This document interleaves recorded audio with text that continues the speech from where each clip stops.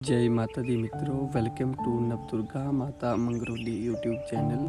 हमारा आज का व्लॉग महाकाल मंदिर बैजनाथ। हिमालय पर्वत हिमालय की गोद में बसा हिमाचल प्रदेश अपने प्राकृतिक सौंदर्य के लिए भी विश्व भर में प्रसिद्ध है। इस धरती को जहां एक और प्रकृति ने अपने अनूठे रंगों से सुसज्जित किया है, वहीं दूसरी ओर देवी देवताओं ने इस भूमि को अपना आशीर्वाद देकर पवित्रता प्रदान की है। इस प्रदेश का संभवतः कोई भी ऐसा भूभाग होगा जहां किसी न किसी देवी देवता को समर्पित मंदिर या तीर्थ स्थान अथवा धार्मिक स्थल स्थापित न हो। इसी कारण हिमाचल प्रदेश को देवभूमि भी कहा जाता है, अर्थात देवों की भूमि। कुछ लोग इसे भगवान शिव की तपोभूमि भी कहते हैं। भोलेनाथ की तपोभूमि कहे जाने वाली इस पवित्र धरती पर उमापति महेश्वर को समर्पित अनेकों ऐसे मंदिर, धार्मिक स्थल और तीर्थ स्थान विद्यमान हैं, जिनके साथ लाखों लोगों की आस्था जुड़ी हुई है। ऐसी ही एक प्राचीन एवं पवित्र जगह है जिसे महाकाल के नाम से जाना जाता है। यह मंदिर बैजनाथ से 5 किलोमीटर दूर दक्षिण दिशा में स्थित है। इस मंदिर में भगवान शिव महाकाल रूप में विद्यमान हैं। यह उनका भयानक और विनाश कर देने वाला स्वरूप है। कहते हैं कि आज से लगभग 40-50 वर्ष पहले यहाँ सामान्य जन को जाने की आज्ञा नहीं थी। कहा जाता है कि उस काल में केवल तपस्वियों को ही मंदिर में जाने की आज्ञा थी। वही तपस्वी अंदर जाकर तप करते थे और भगवान शिव की आराधना भी करते थे। जनमानस के आग्रह पर और तपस्वियों द्वारा आग्रह को स्वीकार करने के उपरांत इस मंदिर को जनमानस के लिए खोल दिया गया। तो आइए जानते हैं मंदिर के पुजारी से मंदिर के इतिहास के बारे में विस्तार से। महाकाल मंदिर, जो कि हिमाचल प्रदेश जिला कांगड़ा तहसील बैजनाथ से 5 किलोमीटर महाकाल गांव में स्थित है। छोटा सा कस्बा है ये। क्षेत्र का नाम भी देवता के नाम के ऊपर ही महाकाल पड़ा है इसका।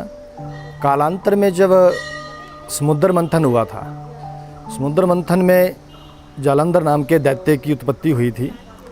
भगवान शिव का भक्त हुआ और शिव जी से वरदान मिला उनको कि तेरी मृत्यु नहीं होगी, तुझे काल नहीं मार सकेगा।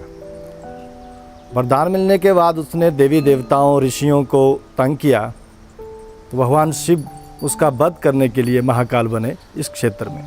ये उसका वध स्थल भी है और इसका तप स्थल भी है। यहाँ तपस्या भी किया है वो, इसलिए इस क्षेत्र का नाम जालंधर महापीठ के नाम से जाना जाता है इस क्षेत्र को। तो कालांतर में ये साधकों का साधना केंद्र रहा। आम पब्लिक यहाँ पर वर्जित थी, केवल साधक ही साधना करते थे इधर। तो 1982 से इस स्थान को आम पब्लिक के लिए फिर खोला गया। महाकाल जी की परिक्रमा में 4 जल के प्राकृतिक जल के स्रोत हैं, कुंड हैं। ब्रह्म कुंड है, विष्णु कुंड है, सती कुंड है और शिव कुंड है। शिव कुंड का जल भगवान महाकाल के स्नान इत्यादि के लिए उपयोग करते हैं। ब्रह्म कुंड का जल इसके लिए स्नान के लिए और पीने के लिए। ऐसे सती कुंड का जल किसी उपयोग में नहीं लाया जाता। और इन चारों कुंडों का जल जो है वो एक बड़े तालाब में इकट्ठा हुआ है। इसमें स्नान का विशेष महत्व है। निर्जला एकादशी पर यहाँ भव्य स्नान होता है। इस मंदिर के परिसर में 3 मंदिर हैं। एक मंदिर भगवान शिव को समर्पित है, जिसमें प्रभु शिवलिंग में विराजमान हैं। दूसरा मंदिर माता भगवती को समर्पित है। इस मंदिर में माता की पाषाण निर्मित एक सुंदर मूर्ति स्थापित है। तीसरा मंदिर शनिदेव को समर्पित है। इस मंदिर में शनिदेव की प्रतिमा स्थापित है। मंदिर के भीतर एक बड़ी ज्योति सदा प्रज्वलित रहती है, जिसमें भक्तजन सरसों का तेल डालते हैं।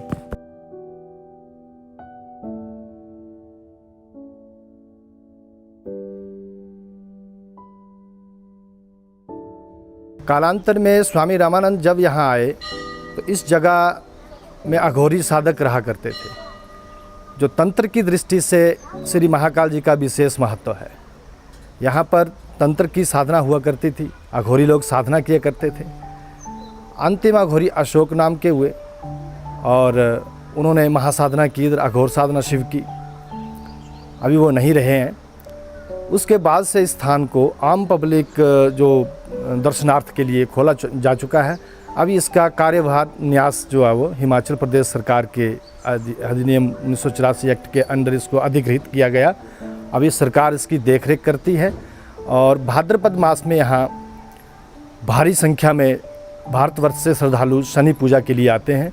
उन दिनों भगवान शनि अपने गुरु महाकाल को साधना के लिए अपनी माँ छाया के साथ यहाँ पहुँचे थे भाद्रपद मास में, जिसको काला महीना भी बोलते। इसलिए इस उपलक्ष्य पर एक भव्य मेलों का आयोजन होता है इधर सदियों से। तो भारी संख्या में श्रद्धालु आते हैं और शनि शांति के लिए यहाँ अढ़ैया और साढ़े सती से यहाँ मुक्ति मिलती है। महाकाल मंदिर के परिसर में अनेक छोटे बड़े जल कुंड हैं। इनमें मुख्य 4 कुंड हैं।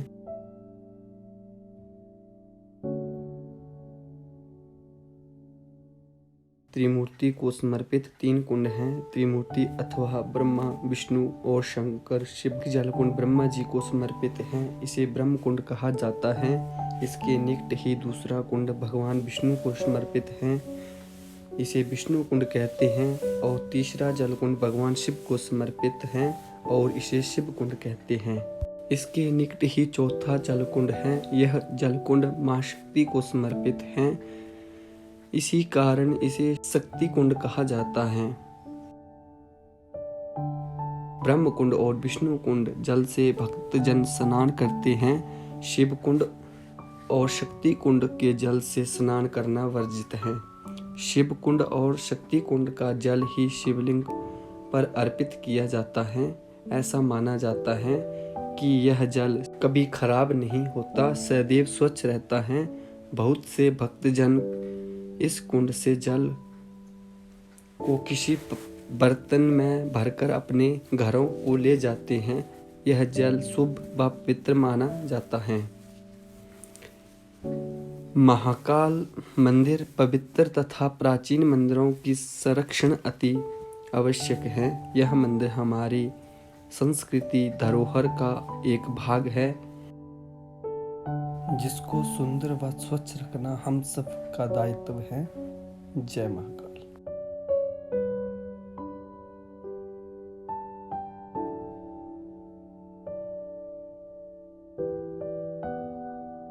आशा करते हैं आपको हमारी वीडियो अच्छी लगी होगी। अगर अच्छी लगी हो तो हमारे चैनल को सब्सक्राइब करें, लाइक करें, शेयर करें। जय शिव शंकर, जय महादेव, जय महाकाल।